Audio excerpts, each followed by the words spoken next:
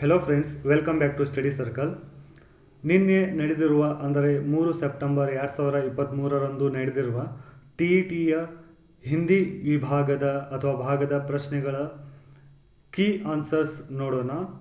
ಈ ವಿಡಿಯೋ ಒಂದು ಬೈಲಿಂಗ್ವಲ್ ಆಗಿರುತ್ತದೆ, ಅಂದರೆ ಹಿಂದಿ ಮತ್ತು ಕನ್ನಡ ಎರಡೂ ಲ್ಯಾಂಗ್ವೇಜ್ನಲ್ಲಿ ನಾನು ಹೇಳಲು ಪ್ರಯತ್ನಿಸುತ್ತೇನೆ. सो नोड़ोना हिंदी भाग 1 प्रश्नेಗಳನ್ನು. सो यहाँ पर आप देख सकते हो, पहले दिया है इसने पैसेज को, जैसे कि निम्नलिखित गद्यांश को पढ़कर निम्न प्रश्नों के सबसे उचित विकल्प का चयन कीजिए. तो यहाँ पर मैंने ऑलरेडी आंसर्स को टिक करके रखा है. जैसे कि क्वेश्चंस को देखेंगे हम लोग. पहला प्रश्न पूछा गया है इस पैसेज से, मनुष्य को इस प्रकार कर्तव्य पालन करना चाहिए. तो यहाँ पर मनुष्य को इस प्रकार कर्तव्य पालन करना चाहिए, इसका आंसर होता है चौथा उपयुक्त सभी. जैसे कि यहाँ पर दिया गया है, मनुष्य को निष्काम भाव से सफलता असफलता की चिंता किए बिना अपने कर्तव्य का पालन करना है. और यहाँ पर नेक्स्ट लाइन में दिया है, आशा या निराशा के चक्र में फंसे बिना उसे निरंतर कर्तव्य करना चाहिए.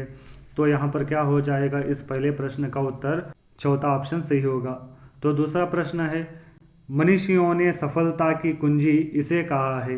तो ऑप्शन 1 दिया है धन को, ऑप्शन दूसरा दिया है परिश्रम को, ऑप्शन 3 दिया है असफलता को, और चौथा ऑप्शन दिया है शारीरिक बल को. तो जैसे कि यहाँ पर आप देख सकते हो पैसेज के अंदर, मैं थोड़ा जूम कर देता हूँ. मनीषियों ने, यहाँ पर देखो, मनीषियों ने असफलता को भी सफलता की कुंजी कहा है. तो दूसरे प्रश्न का उत्तर होगा असफलता को. तो तीसरा प्रश्न ले लेते हैं, असफल व्यक्ति यह अर्जित करता है. तो यहाँ पर पैसेज मैंने ऑलरेडी देखो यहाँ पर टिक करके रखा है. जैसे असफल व्यक्ति अनुभव की संपत्ति अर्जित करता है, तो अनुभव की संपत्ति ऑप्शन सेकेंड. तो असफल व्यक्ति यह अर्जित करता है यानी कि अनुभव की संपत्ति को अर्जित करता है. तीसरे प्रश्न का उत्तर सेकेंड वन सही होगा. नेक्स्ट चौथा प्रश्न ले लेते हैं, ऐसे व्यक्तियों का जीवन धीरे धीरे बोझ बन जाता है. ऑप्शन 1 दिया है जो असफल होने पर दोबारा प्रयत्न नहीं करते, ऑप्शन दूसरा दिया है जो परिश्रम से जी चुराते हैं, ऑप्शन तीसरा दिया है जो नित्य व्यायाम नहीं करते, और ऑप्शन चौथा दिया है जो धन दौलत नहीं कमाते है. इसका उत्तर होगा 1, जो असफल होने पर दोबारा प्रयत्न नहीं करते हैं. तो जैसे कि यहाँ पर पैसेज में आप देख सकते हो, उद्देश्य की पूर्ति के लिए दोबारा प्रयत्न नहीं करते हैं. कैसे लोग? असफल लोग. तो ऐसे व्यक्ति का जीवन धीरे धीरे बोझ बन जाता है. तो यहाँ पर चौथे प्रश्न का उत्तर क्या होगा? पहला, जो असफल होने पर दोबारा प्रयत्न नहीं करते. नेक्स्ट पांचवा प्रश्न है, जीवन की सार्थकता इसमें है. जीवन की सार्थकता किसमें है, यहाँ पर प्रश्न पूछ रहा है. ये भी पैसे से ही है. हर समय सोते रहने में, दूसरा है बहुत सारा धन कमाने में, तीसरा ऑप्शन है कर्तव्य मार्ग पर चलने के आनंद में, और चौथा है दूसरों से अपने काम निकालने में. तो जीवन की सार्थकता कर्तव्य मार्ग पर चलने के आनंद में है. तो यहाँ पर आप पैसेज में भी देख सकते हो, एक बार मैं दिखाना चाहूँगा आपको.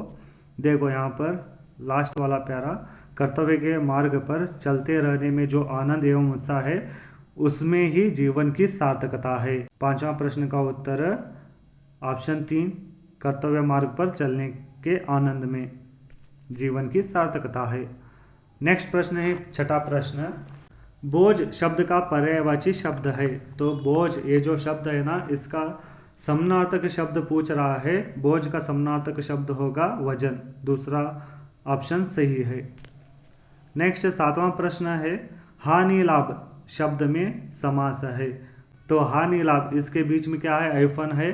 जो आइफन निकालेंगे तो और भी लगा सकते हैं, हानि और लाभ. तो यह क्या हो जाएगा? द्वंद्व समास का उदाहरण है. तो सातवां प्रश्न का उत्तर होगा ऑप्शन 3, द्वंद्व समास.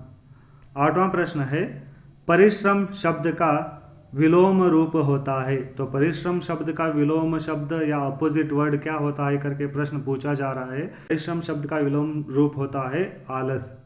ऑप्शन 1 सही है. नेक्स्ट यहाँ पर अपठित पद्यांश दिया है. इस पद्यांश को पढ़कर आपको उत्तर देना है. जैसे कि यहाँ पर 9वां प्रश्न इस कविता से शुरू होता है, सर हिमालय को हमने न झुकने दिया. पंक्ति में सर इसका प्रतीक है. तो यहाँ पर स्वाभिमान का यह प्रतीक है, साइन है स्वाभिमान का। तो 9वां प्रश्न का उत्तर होता है 1। नेक्स्ट प्रश्न है 10वां प्रश्न, पद्यांश में बांकपन शब्द प्रतीक है। तो ये जो बांकपन शब्द इस्तेमाल किया गया है इस पद्य के अंदर, वो किसका प्रतीक है करके बताया जा रहा है, वो वक्रता का प्रतीक है। ऑप्शन 1 सही होगा। नेक्स्ट 11वां प्रश्न, धरती के दुल्हन बनने से तात्पर्य है। तो धरती के दुल्हन बनने से तात्पर्य है यहाँ पर ऑप्शन 3, बलिदान से गौरवान्वित हुई है। तो 11वां प्रश्न का उत्तर होगा ऑप्शन 3। 12वां प्रश्न है, सर पर कफन बांधने का अर्थ है। तो सर पर कफन बांधना, इसका अर्थ क्या है, इस मुहावरे का अर्थ क्या है।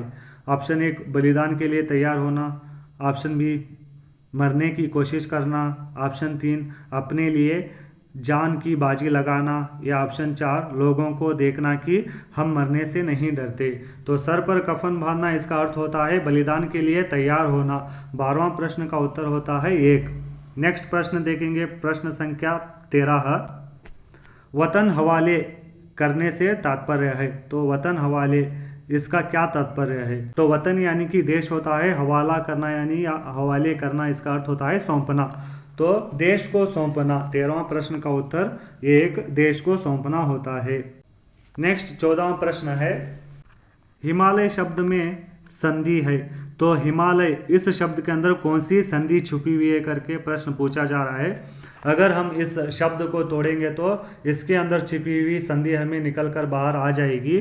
जैसे हिमालय को अगर तोड़ेंगे तो हिम धन आलय, हिम धन आलय हिमालय, तो इसके अंदर दीर्घ संधि छुपी हुई है। 14वां प्रश्न का उत्तर 4 दीर्घ संधि होता है। नेक्स्ट प्रश्न है प्रश्न संख्या 15, गम शब्द का विलोम रूप होता है। तो गम शब्द का विलोम रूप क्या हो जाएगा, खुशी। तो ऑप्शन 3 सही है इसका। नेक्स्ट प्रश्न है प्रश्न संख्या 16, अवधान को केंद्रित करने की आंतरिक दशा है। तो अवधान को, अटेंशन को अगर आप एक जगह केंद्रित करना है तो वो आंतरिक दशा क्या कहलाती है, प्रकृति कहलाती है, नवीनता कहलाती है, रुचि कहलाती है, या रहस्य कहलाती है। इसमें प्रकृति, नवीनता, रहस्य ये कुछ भी नहीं कहलाती है, वह कहलाती है रुचि। अगर आपके अंदर इंटरेस्ट है तभी आप अटेंशन दोगे, अगर आपके अंदर इंटरेस्ट ही नहीं है तो आप क्या करोगे, अटेंशन नहीं दोगे। तो अवधान को केंद्रित करने की आंतरिक दशा होती है रुचि। 16वां प्रश्न का उत्तर होता है 3 रुचि। नेक्स्ट प्रश्न है प्रश्न संख्या 17, निम्न में से मानसिक जटिल प्रक्रिया है। मानसिक जटिल प्रक्रिया, यहाँ पर बुद्धि या स्मृति दोनों में से थोड़ा कंफ्यूज है, देखेंगे इसका आंसर क्या देता है डिपार्टमेंट।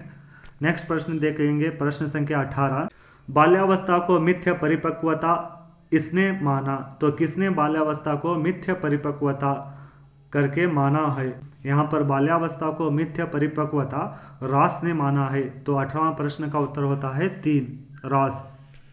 नेक्स्ट प्रश्न है प्रश्न संख्या 19, निम्न में से किशोर अवस्था की विशेषता है। तो इन निम्न में से, ये जो ऑप्शन दिया है ना, इनमें से किशोर अवस्था की क्या विशेषता है।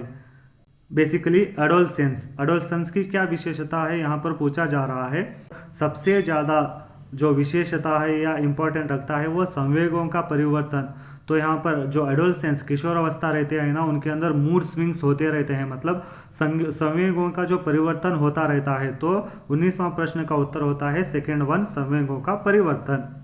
नेक्स्ट 20वां प्रश्न है, सीखने से संबंधित इस सिद्धांत को समग्राकृति सिद्धांत मानते हैं। मतलब सीखने के सिद्धांत को समग्राकृति सिद्धांत किसने माना है, कौन से सिद्धांत ने माना है, ऐसा पूछ रहा है। समग्राकृति यानी कि होलिस्टिक थ्योरी ऐसा अंग्रेजी में कहा जाता है। यहाँ पर सीखने से संबंधित जो सिद्धांत है उसको समग्राकृति सिद्धांत किसने माना है, सूज का सिद्धांत ने माना है। तो 20वां प्रश्न का उत्तर होगा ऑप्शन 3 सूज का सिद्धांत।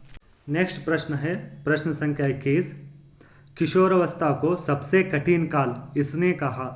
तो एडोलसेंस को सबसे कठिन काल किसने कहा है करके प्रश्न पूछा है। तो स्टैनली हॉल ने कहा है तनाव एवं तूफान का काल या सबसे कठिन काल करके। 21वां प्रश्न का उत्तर होता है ऑप्शन 2 स्टैनली हॉल। नेक्स्ट प्रश्न है प्रश्न संख्या 22, यदि बालक में गणित के प्रश्न करने की इच्छा है तो वह उसको करता है, अन्यथा नहीं। यह सीखने के इस नियम को दर्शाता है। तो अगर एक बालक गणित के प्रश्न कर रहा है, अगर उसको गणित के प्रश्न करने की इच्छा है तो वह करता है, अगर नहीं है तो नहीं करता है। तो यह सीखने की कौन से नियम का दर्शाता है करके प्रश्न पूछा जा रहा है। यहाँ पर अगर बालक गणित के प्रश्नों को करने के लिए उसकी इच्छा है तो वह करेगा, अगर नहीं है तो नहीं करेगा। इसका मतलब क्या है, यहाँ पर तत्परता का नियम, लॉ ऑफ रेडीनेस इसको अंग्रेजी में कहा जाता है। तो 22वां प्रश्न का उत्तर होता है ऑप्शन 1 तत्परता का नियम। अगर वो रेडी है तो तभी करेगा, अगर रेडी नहीं है तो नहीं करेगा। सो नेक्स्ट प्रश्न देखेंगे, प्रश्न संख्या 23।